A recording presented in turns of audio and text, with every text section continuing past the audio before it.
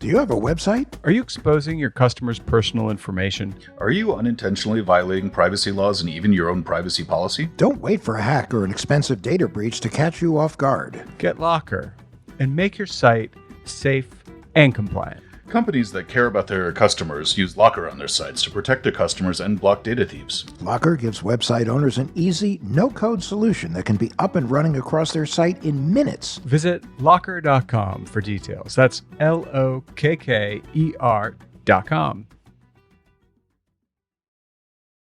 Small-town girl Bonnie Lee Bakley always dreamed of marrying a movie star. Her obsession with celebrities resulted in 9 divorces, until Bonnie eventually married famous actor Robert Blake. However, Bonnie learned being close to the spotlight comes with consequences. Within a year of her marriage, her Hollywood dream came to a tragic end when she was found fatally shot outside of a diner in North Hollywood. From Wondery, The Execution of Bonnie Lee Bakley is a thrilling new chapter in the hit Hollywood and Crime podcast series. Robert Blake knew Bonnie spent most of her life as a con artist who dreamed of being famous. But when Robert Blake reluctantly let Bonnie stay in his guest house, it began the role he'd become most famous for, an accused murderer. Explore the darker side of fame. Listen to The Execution of Bonnie Lee Bakley on Amazon Music, Apple Podcasts, Spotify, or you can listen early and ad-free by joining Wondery Plus in the Wondery app.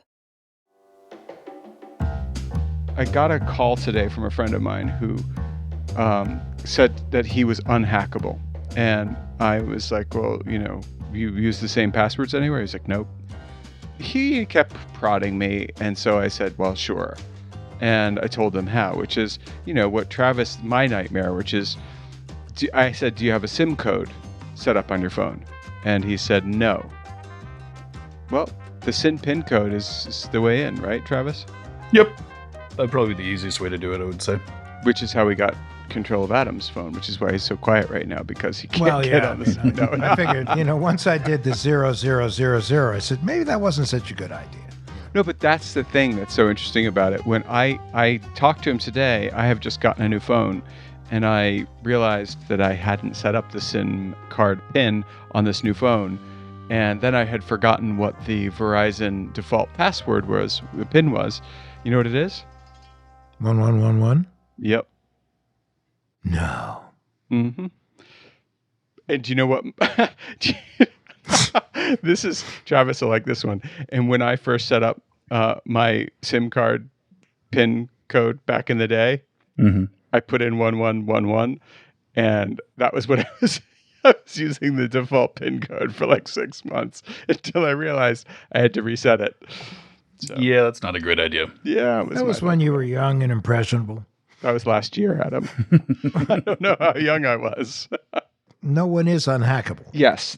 Anyone who thinks they can't be hacked is whistling in the dark. If you whistle in the dark, you're much easier to find for apex predators. Have you ever whistled in the dark? Yeah, I whistle in the dark all the time to tell the apex predators to leave me alone, but I have a big whistle and it makes me sound. You're the guy that's been whistling at night.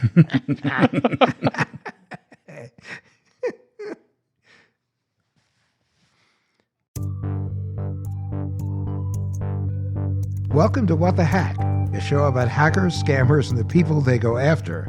I'm Adam, Cyber Raccoon. I'm Bo, Cyber Flea. And I'm Travis, Cyber Trash Panda. It's the same thing, Travis. With a little bit of extra style. Today we're talking with information security executive, social scientist, and poker wizard, Tarah Wheeler.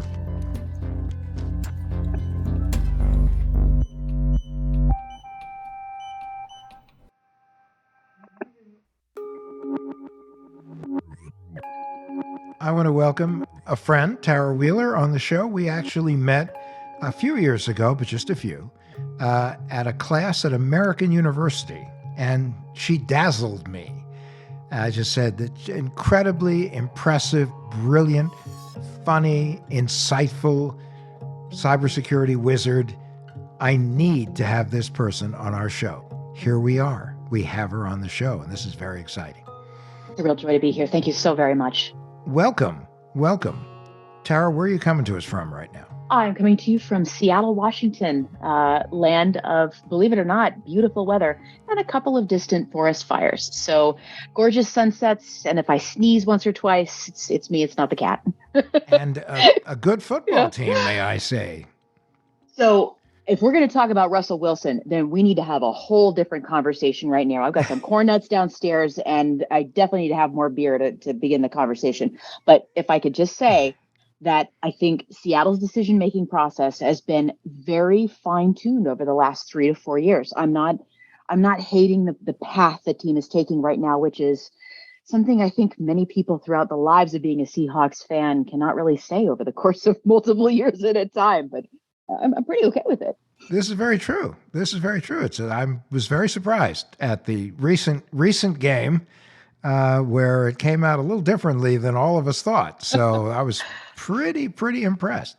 So anyway, back to nerdery. Continue. It was a fascinating class at American University, and one of the things that you were talking about that was just great was about all of the work that you put into advancing women in cybersecurity. Because let's face it, there aren't enough women in cybersecurity. You've written a book about this, I believe, too, right? It's somewhere back there if I've got the right thumb right. It's I've had so much time to think about this. There's two things I think about when I think about trying to get more women in cybersecurity. First, everything I said 6 years ago is still true, unfortunately. And second, it's as I've said a lot, I think at this point, it isn't purely about the idea that there's not enough of one kind of person in cybersecurity. It's that every single differently perspective mind that we bring into this field gives us a new way to solve problems, and closing ourselves down to the opportunity to listen to and learn from new people makes cybersecurity actively a worse field to be in. And sometimes it's not a pleasant experience to make your mind stretch enough to encompass someone else's experiences. But I've never regretted having my mind stretched out to understand a new perspective. And it's always given me a way to see things differently. So it's about welcoming everyone, not a specific kind of person, but understanding that some kinds of people are less welcome in the industry. And I'd like to see that change over time. We're starting to change that a little bit in the entry levels of cybersecurity. The truth is that at the senior and executive levels, the numbers have gone down over the last 5 to 10 years. And why that's been happening, I mean, we've all got our war stories at this point. But I think the key thing here is welcoming those new perspectives and understanding that they help us solve problems differently and better. Can you give us an example of a success story of recruiting people who really should be in cybersecurity and are making a huge difference? I actually recently hired a customer success specialist, and she never worked in cybersecurity before. And I thought about her as we were sitting here going, who are we going to get to start working on customer journeys in cybersecurity? And I said, I know somebody from outside the field who will be just a junkyard dog on sales, but also who can connect to people, who understands them, who will talk to them and listen to them. And, I brought her into this field and thought to myself, this was a good hire, totally from outside the industry. What is your field? Technically, I'm what is known as an offensive security researcher. Ooh. That's where my skill set is located. So, offensive, an offensive information security researcher, not strategy. Oh, I love it. I break into computers. That's my specialty, my certifications, my stuff that I do, the awards that I've got. And the scary thing here is not that that's what I do in my technical skill set. The scary thing is not that I know how to do that. The scary thing is that I'm not very good compared to most of the people I know in the field. I'm a good, bad hacker, but I know good hackers, deeply skilled people who are capable and competent at thinking about systems. And I love taking puzzles apart and learning. So it's a great place to be in terms of a technical specialty. I like finding ways to automate exploration.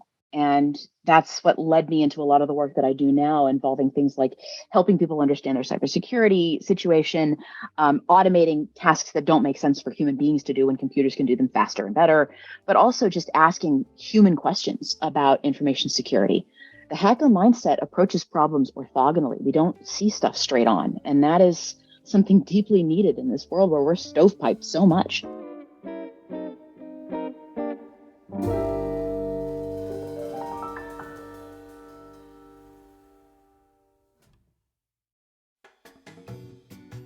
Blockchain, NFTs, AI. What does this mean for you and me? If you're looking for the best answer, check out TED Tech, the podcast that brings you the latest innovations and biggest ideas in tech. Tech is evolving fast, from the metaverse to the watches on our wrists, and you'll hear about it all in the TED Tech podcast. Like why people in AI make good business partners. The future of self-driving robotaxis. And what the next generations of Siri, Alexa, and Google might look and sound like. Find TED Tech wherever you get your podcasts.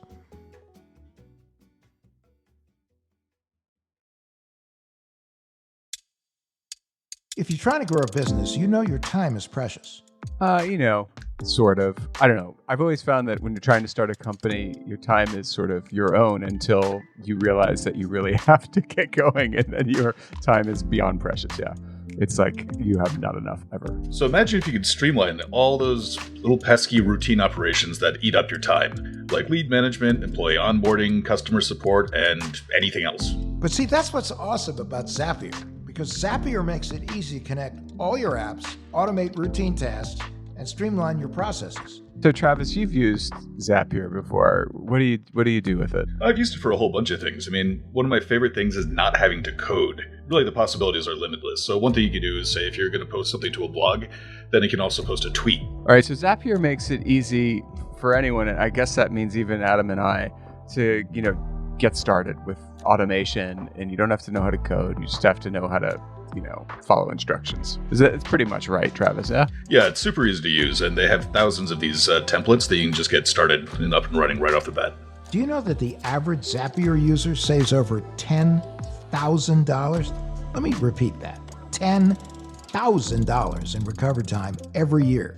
No wonder why teams at Airtable, Dropbox, HubSpot, Zendesk, and thousands of other companies use Zapier every day to automate their businesses. Join me and try Zapier for free today at zapier.com/WTH. That's ZAPIER.com/WTH.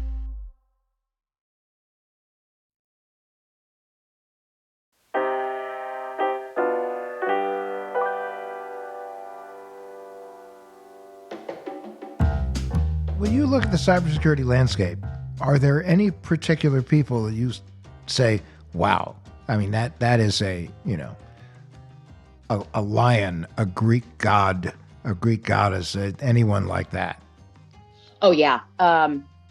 Just this morning, I was sitting up straight in my chair listening to Mudge give his testimony in front of Congress. I don't know if you've had a chance to listen to that, but that was today, at least as we're recording this now. So I was listening to Mudge today give that testimony, and he makes me proud to be in this industry. He is a flag-waving patriot, and he did something that was incredibly hard and personally expensive, and he gave up, money and power to do the right thing. I'm honored to know him, and I'm glad that there are people like that in our industry who prioritize keeping people safe over, well, let's just say incentives. So for the benefit of our listening audience, to explain who that is, who you were referring to. That's the Twitter guy, right?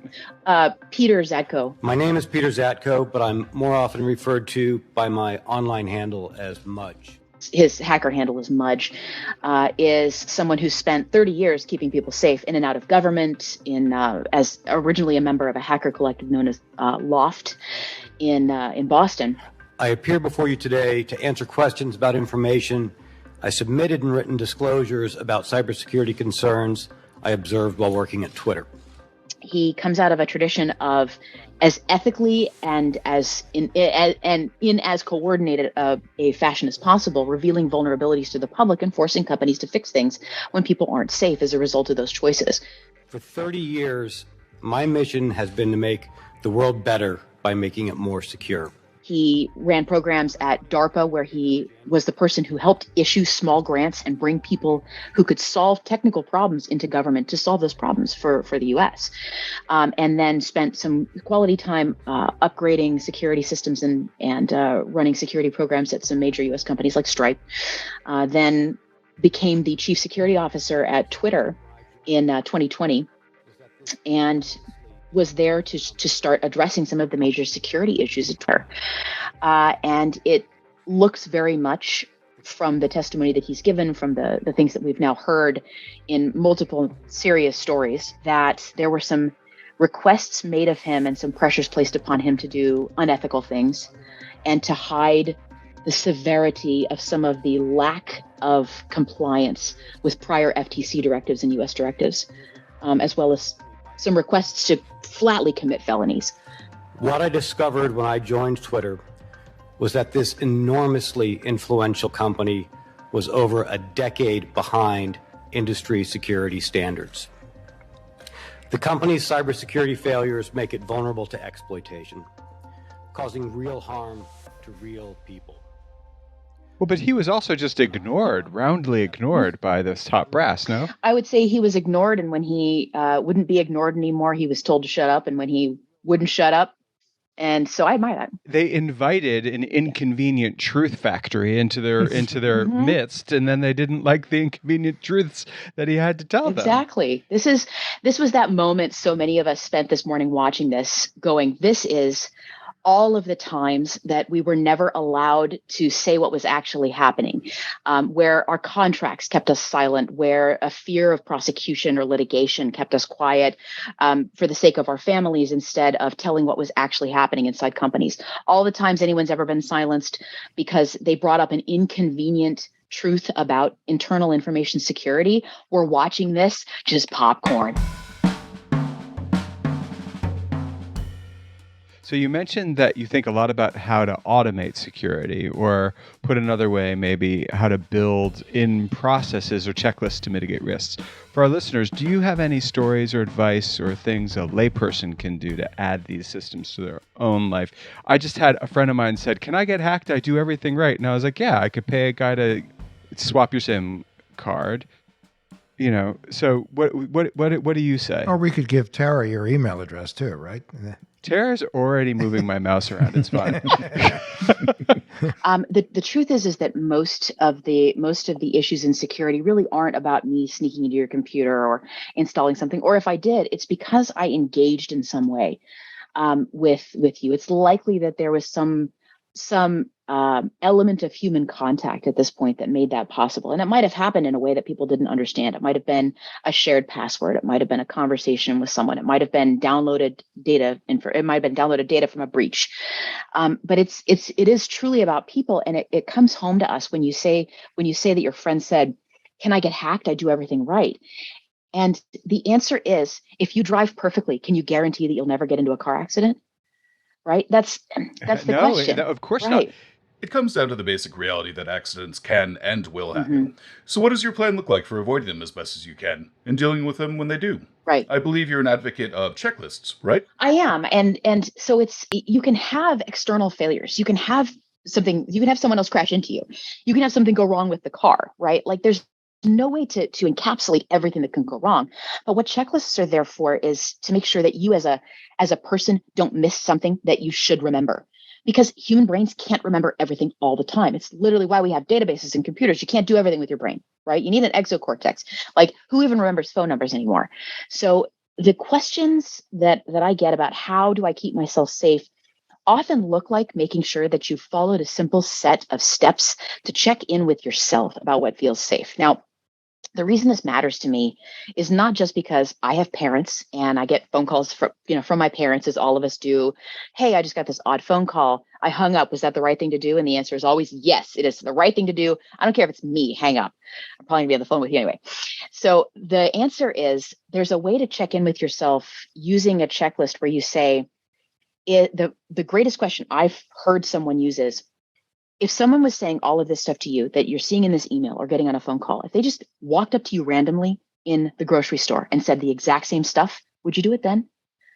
And if the answer is, "Oh, that's kind of odd. That's a little weird. I don't think I would." Right. And if that's on your checklist, then you've got an excellent first step to figuring out if you should do the thing that someone's asking you to do. So let's rephrase. The checklist is, if you were in a supermarket and someone said, "Hey, can I have the password to your Facebook account?" Yeah, just randomly. "Hey, I'm Jake and I live one town over and I'm calling to do an IT check with you." And if somebody showed up in a grocery store and asked you all of this stuff, would you do it? right? And all of a sudden you see the lights go on in people's minds. So like, oh, it'd be super weird if somebody did that. I was like, if it's weird in person, it's probably weird on the internet too. Like it's just weirder at scale. Yeah. They had a commercial on a couple of years ago from the Postal Inspection Service, and they had a guy who was dressed up. It looked very lawyerly. Briefcase, sits down next to a woman who's just on a bus, and starts talking about the royal family that he's representing, that has chosen you to be the recipient of their millions that they're getting out of the country. And the woman gives him a strange look, stands up, and walks away. And the voiceover was, if someone were to say this to you in person, you would walk away. Why do you buy it simply because it's online? Well, when we do this, when we fall for scams like this, one of the biggest problems is that we're ashamed to be human. You know what? I have a humiliating story. I'm going to tell you a humiliating story about me. Awesome. I love them. We love humiliating stories. I was an We idiot. live them on a daily basis. Oh, So, it's hey. gross. I am a humiliating story. So, and this has to do not only with a checklist, but with how you can make a mistake and just be face palming at your own idiocy, but you still have to deal with the consequences because everyone does if they're scammed, right? So, I'm a fairly competent human being in information security, and I was once hired to run the internal offensive security for a company, and my boss was kind of the head honcho of all the security folk. I'm being as unspecific as possible here, but it was a big responsibility. I was one of the people who was in charge of testing internal systems, and so the first week I was hired to go do this, I show up on site. Great week talking to people. We start getting some policies and practices in place. I meet with the person who's hired me on Friday before I'm going to get on a plane and leave again. And we sit down. We're having like that last cup of coffee. Have a sandwich across the street at the restaurant. And I said, "Great, it's so wonderful, having a great time. Let's get this show on the road. Wonderful." I get to the airport, and I'm at Norman Mineta Airport, San Jose Airport. I'm still not being specific because there's 80 zillion tech companies in like a 4-mile radius of it. But I get to San Jose Airport and I start following my checklist. When I leave a location like that, I check to make sure, is my driver's license in the correct location? Do I have my phone fully charged? Is the cord in the right location? Am I set up for the next time I come down here? Is the front pack of my backpack ready to go with all of the things that I'm going to need? My passport, my work badge, at which point I stopped and went, "Where's my work badge?" And I stopped and I looked again. And I set my pack down on the bench and I looked again. And then in the middle of the concourse at Norman Mineta, I took everything out of my backpack and I laid it down. And it looked like it was a reveal video on YouTube. I had everything laid out. I mean, we're talking lady products and lipstick and extra clothing and books and technology scattered all over as neatly as the badge is gone, completely gone. And I realize, I think, what has happened. And I have lost my internal badge to get into the most sensitive areas of this company my first week, when it is my job to keep the company safe. And I have to call my boss and tell him that I've lost my badge. And I called him and I got his voicemail, and it's like 20 minutes since I've been sitting in the restaurant across the street. And I was like, I have to tell you what just happened. And I was near tears, honestly. This was incredibly humiliating. And I was like, I think I know what happened. I'm going to solve the problem. I'll get right back with you. I call the restaurant and my badge is under the table in the bar in the restaurant across the street. Now, a couple of things. Do you have to, at that point, with your badge being in the wind for a little while, do they all need to be replaced? So that's the interesting question. Nobody knew, because what I didn't know was where to report this. I found the badge and I could have just asked somebody to step across the street and just go sit it on my desk or drop it in an envelope. But here's the problem. I don't know what's happened to that badge in the meantime. I don't know if someone's picked it up, if they've cloned it. It's a simple RFID badge.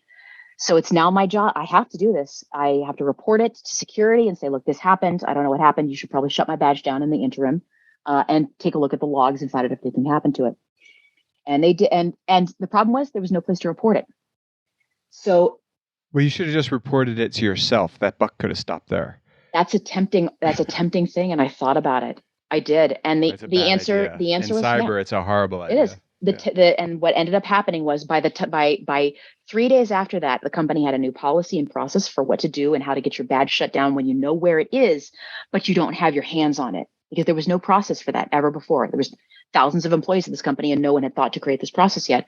There was a new alias to report it to, and there was a way to log this having happened, as well as a freebie for the first 3 times you did it and followed the process. Right.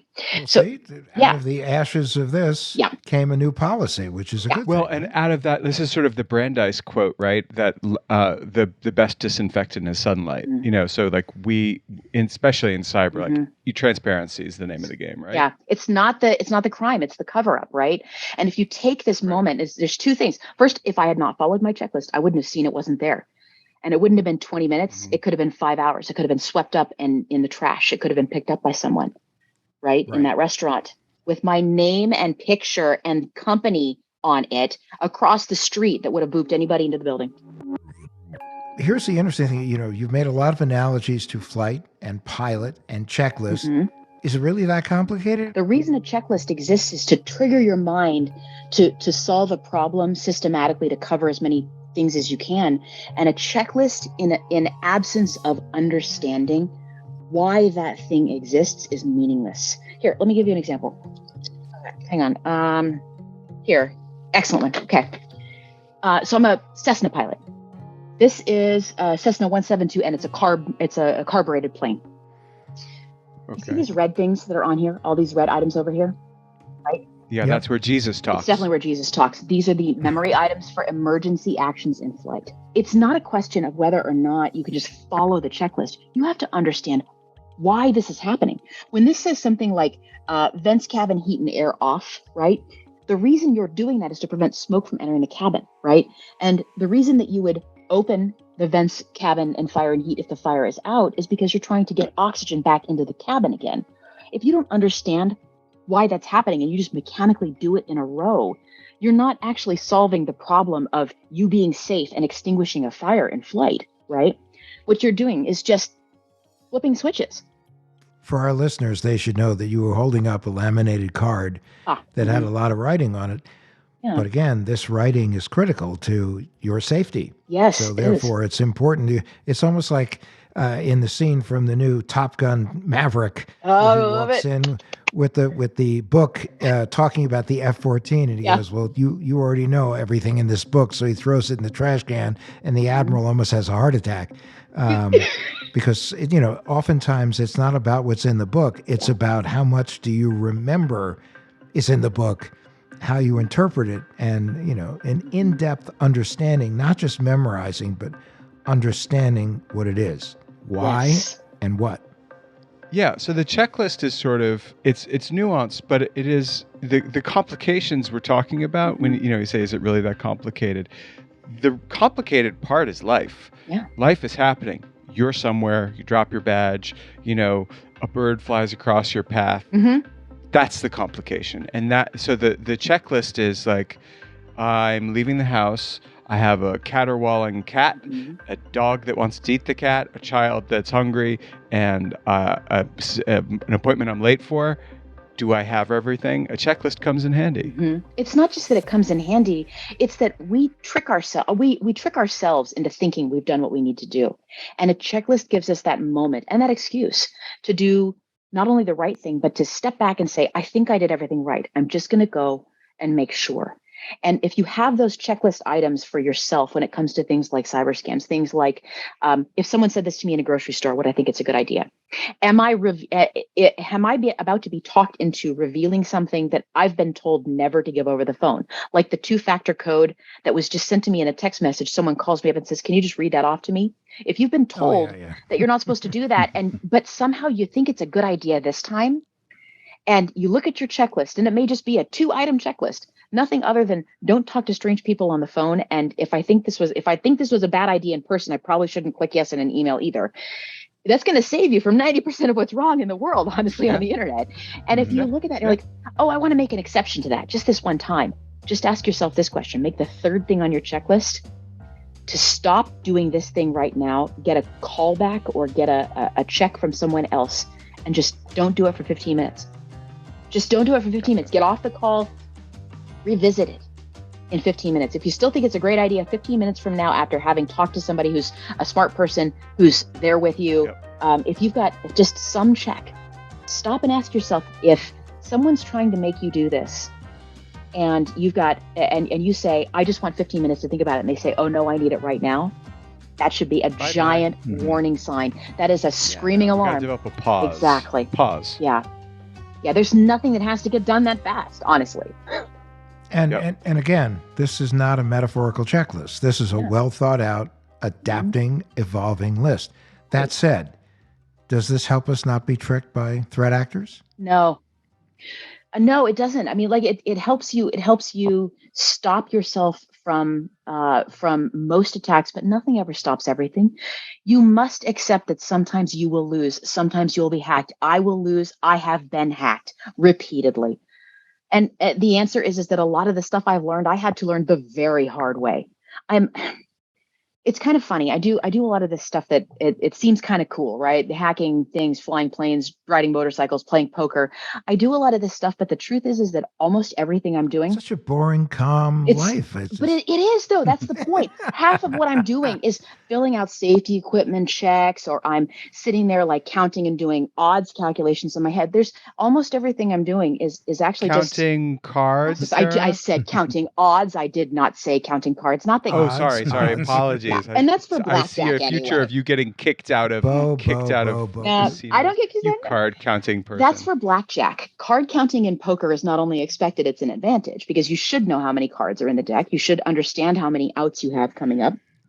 You should be able to make guesses about what someone else has and then do your own odds. I can't count, Tara. I should not do any of these things. I make lots of guesses when I play poker, which is how much am I going to lose? How fast? That's basically my big guess. But that's it right there, right? Like you understand, I think intellectually, people understand intellectually that they're going to win some and lose some in poker. And that the idea is that over time you make a series of small decisions that incrementally over time not only improve but lead to a slight winning edge.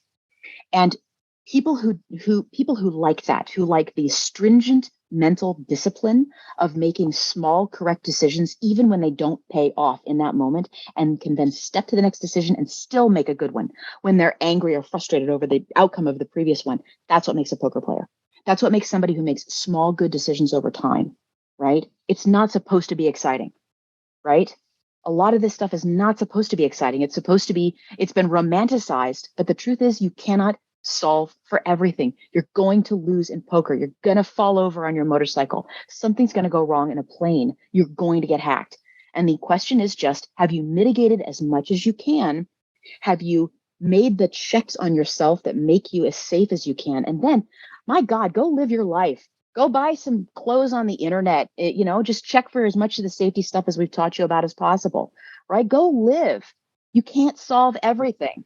But when you do buy that stuff online that you were looking at, don't just look at the transaction alert for that purchase. Yeah. Look at the ones that come right after it when the person at the counter stole your credit card number, because it counts as a hack. It does, yeah. We're constantly under siege, and you're right. Mm-hmm. Like, because of that, there's two things you can do. You can be a nervous wreck, or you can just accept it as natural as leaves falling from the trees and all. It is. Well, I think also that, and I think Tara can say this too, because we both have been involved in advising companies. My former company, that's a lot of what they did.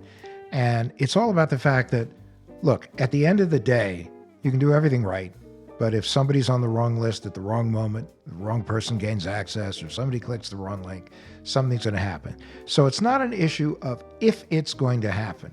It's what have you done so that you can respond empathetically, urgently, transparently. Mm-hmm. So it's your defining moment is, yes, there is step one, which is how well do you protect the data? How well do you protect things that you have in certain ways a responsibility to protect. But the second thing, the defining moment, is when the wrong thing happens, how do you respond? Yes. And that's what changes something from a bad and unpleasant experience to a near extinction level event. Yes. Yeah, damage control, right? Right. Yes, and that's why checklists are critical. Just like when we say to people, update, upgrade, and backup. Backup means, yes, you could become a victim, your company, of a ransomware attack. But the question is, how robust are your systems and how fast can you get back up and run again?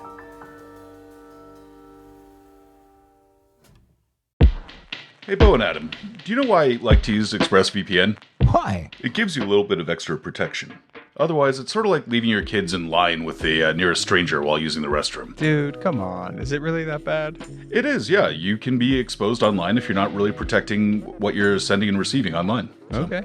that's why whenever I'm online, I use a VPN. Every time you connect to an unencrypted network, if you're in a cafe, a hotel, airport, basically any network that's not your own, your online data it's not secured. Any hacker on the same network can gain access to and steal your personal data, passwords, financial details, you name it. Okay, so I suppose ExpressVPN creates a secure encrypted tunnel between my device and the internet so that hackers can't steal my data. That's right. Hackers can make some serious cash selling personal information on the dark web. But ExpressVPN has made it easier than ever to keep your info safe. Just fire up the app, click one button, and you're instantly protected. And ExpressVPN also works on all of your devices. So laptop, phone, tablet, it'll work on all of them and you can stay secure on the go. Secure your online data today at expressvpn.com/WTH and get 3 extra months, wait for it, free. That's expressvpn.com/WTH. expressvpn.com/WTH.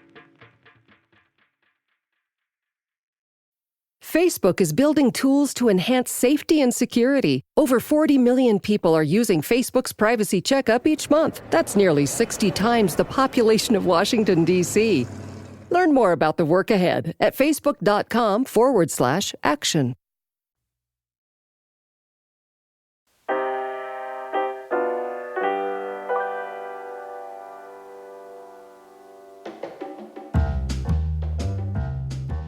People who think that what's happening on the internet, the idea of crime and fraud happening on the internet isn't real, are the same kind of people who would be appalled at the idea of committing mail fraud or calling someone up and trying to trick them out of their life savings or running, a psychic scam or something along those lines. Fraud is fraud. It doesn't matter if it's happening over via a mailbox, via a telegram, via, a phone or an in-person conversation at a bar or via email, right? These are old human crimes just given a new pathway to your door. That's it. And so convincing people that if you had the sense to understand fraud when you were 20, ma, dad, if you had the sense to understand what fraud looks like then, just apply those same rules to what you're seeing here. You don't get to skip out on the responsibility you have to protect yourself because you think the internet's not real, right? I'm dealing with some of my own issues right now. Anyway. Well, but just remember, every parent tells their kid, don't talk to strangers. Don't talk to strangers. And yet, with the internet, all of a sudden it's stranger. That's not a stranger. That person shares my interests. They're not strange, unless I'm strange. And people just have a tendency. People say well, I am people are strange, Yeah. and you're a stranger. I'm strange. The other thing is like those strangers, the ones that are hackers, they're grooming you. They can take their time. Not much. I know wouldn't it's use a the hit and word. run for the I most wouldn't use part. the word because it's so loaded at this point. I don't use the word. So how would you put it? I'm fine with that. I won't use it again. It's a con. It's literally a con. Yeah. I mean, it's No, but it's a con. Yeah. But what do you about the setup where they're like, oh, Tara, I also like to wear that color red lipstick, and I also like to wear pearls. What a coincidence. And We you should be see best Bo friends. in red lipstick. He looks great. I look. He really don't does. Look. I don't know. Excuse me. Look at this, guys. Everyone, take a look. I have no lips. Don't have any lips. so. None. There's a couple of great resources out there. We don't have to call it grooming. We already have the words for fraud and for con artistry, right? What is it? Putting up the mark, playing the con, roping the mark, tell the tale, convincer, breakdown, put them on the send. I think it's something, and a blow off at the end, right? We already have these words and patterns for what exists in a con. Same thing happens. The exact same thing happens. Can you take us through that again, Tara? Take us through it one more time. So we've got foundation work, approach, build up, payoff or convincer, the hurrah, the in, and then you'd include the blow off at the end, right? So this is way better than grooming. Way better. It's the breakdown of how you trick somebody. right? And if See, remember, essence if you're of good, catfishing, that's too. the It's checklist. the checklist. Right? There's a That's checklist for it. crime, right?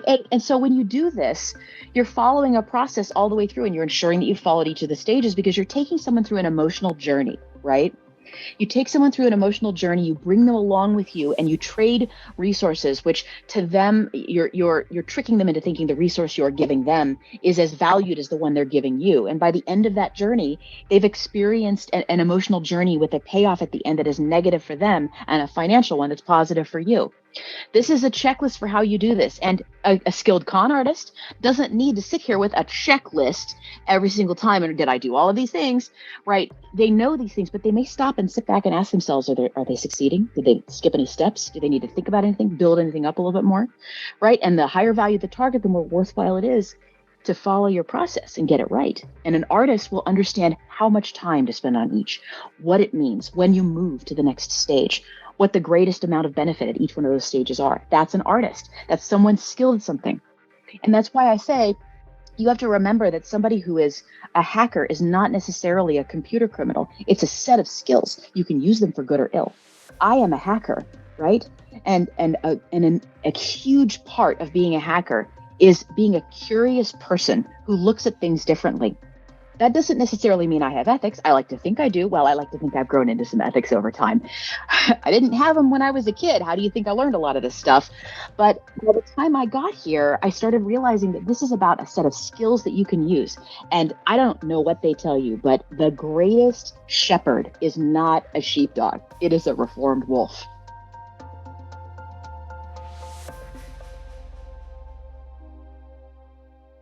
Hey, this is great. So one other question, and that is for those who want to find you or find out more about you or find out where to find your next poker game, where do they go? Well, you can find my company at rqdn.io. You can find me on Twitter at Tarah, and we got our Twitter handle up there as well. Where you can find me at the next poker game, look in about a month or so, I'll probably be at the Bellagio or the Aria. And then next May, June, come find me at the World Series of Poker. I'll be playing there with Dad again. So he and I go every year. He's a poker pro. So, but no, I look forward to hearing from folks. Please reach out at any time. And it's a great chance to be here. And wow, guys, it's been an amazing experience. Thank you so much. Thank you. Thank you so much for joining us. This was awesome.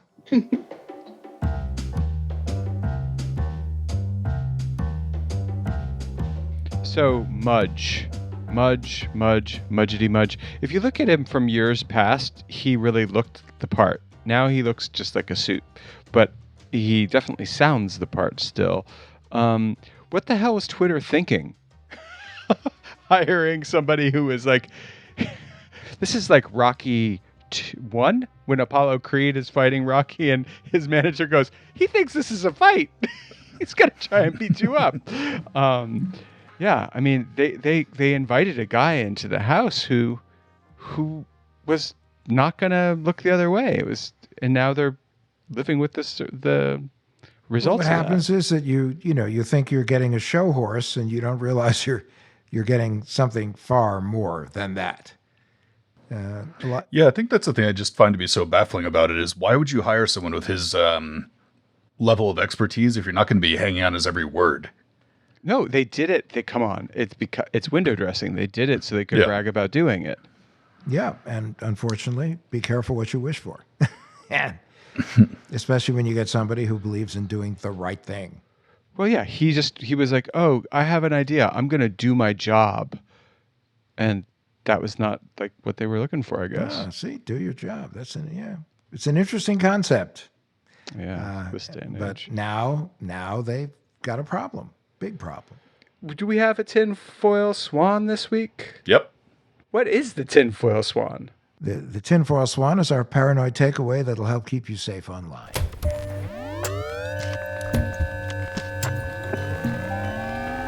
So this week, it has come to my attention, and I brought it up earlier, that people do not know how to set their SIM card pins. Now, Apple just announced that their latest phones, which Steve Jobs' daughter announced with a picture of a middle-aged guy wearing a shirt being gifted the same shirt. And she said, like, there's no difference. There is a difference, and there's a major difference. And that difference is the SIM cards will no longer be physical cards. And that's great because they can't be swapped out. But most of us don't have that phone. Most of us are still dealing with the dangers of SIM swapping. You can protect your phone from SIM jacking attacks by assigning a PIN number to it. And so that means every time you restart your device or remove the SIM card, your SIM card will automatically be locked. So it's just an extra little method of protecting your phone and your cellular data. Okay, and Adam, why should we be worried about SIM swapping attacks? What's the big deal? Someone can steal your phone number. That's Okay. really it. That means they get your texts, they get your phone calls, and in particular, get you two-factor authentication. They get the keys to the castle, they get the keys to the kingdom, they get the keys to any particular part of your life, because, you know, most people think of Social Security number as the skeleton key. Truth is, your cell phone number has become the skeleton key because everybody has it. All right, so real quick, here's what you do. If you're using an iPhone and you want to protect your SIM card, you just go to Settings, go to Cellular, then you will see under Cellular your SIM card PIN. Click on it. If you haven't set it up, it's going to ask you for the default SIM card PIN, which you can find online. If it's Verizon, that default PIN code is 1111. I know that because I just set mine up on my new phone. Now, once you do that, it'll ask you to set up a new PIN code. Set that up. It'll ask you to confirm it. Confirm it. Don't forget it, because you're going to need it every time you open your phone. And that's how you do it on an iPhone. Travis, how do you do it on an Android phone? There are a bunch of different types of Android devices, but for the most part, what it is you just go to the settings on your phone and then tap on security. And once you're there, you go down to advanced, and you'll see something that says SIM card lock. And from there, it's pretty much the same process as it is with an iPhone. You enter in the default PIN code, then you set your own, and then try not to forget it. If you're trying to guess it, just keep in mind, though, that if you enter it incorrectly 3 separate times, it will lock your phone down.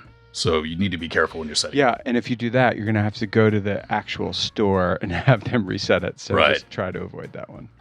And there's this week's Tinfoil Swan.